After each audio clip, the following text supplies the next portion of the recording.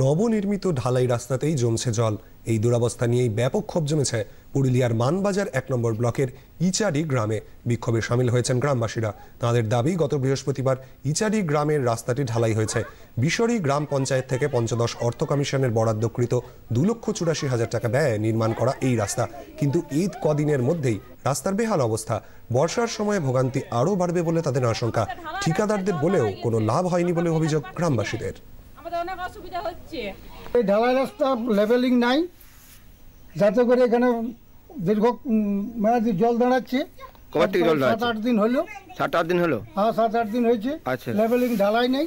কবে ঢালাই হয়েছে? আজ প্রায় 7-8 দিন হলো। কি চাইছেন আপনারা এখন? আপনারা যাতে মানে জলটা বেরিয়ে যায় ওই সাইডে। ঠিকাদার দিকে যখন রাস্তাটা হচ্ছিল তখন কিছু বলেননি? বলা হয়েছে কিন্তু ওরা গ্রাহ্য করে নাই। এই যে জায়গাটা জল যাচ্ছিল এটা রায়তি সম্পত্তি। এই যে এখন আসছিল ঠিকাদাররা কি বলছে? এরা তো বললো যে ক্লিয়ার করবো, কিন্তু ক্লিয়ার করবে নাই। হ্যাঁ, এখানে তো সুপার ওভারসিয়ার তো বলে গেল যে এখানে কাটিং করে দিয়ে কিছু ঢালাই করে দিব, কিন্তু এরা তো নাও দিতে পারে। গ্রামবাসীদের অভিযোগের পর সমস্যা সমাধানের আশ্বাস দিয়েছেন বিডিও দেবাশিস ধর।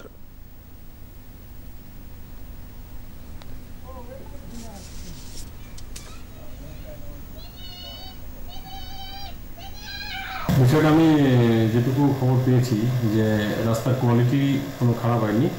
অ্যাকচুয়ালি ওইখান থেকে অন্য একটা জায়গার জল মানে পাস হতো আর কি। তো রাস্তাটা একটু হাইট করে করার জন্য জলটা আটকে গেছে। তো আমি পঞ্চায়েত জিপির সঙ্গে কথা বলছি যাতে সমস্যার সমাধান করা যায়।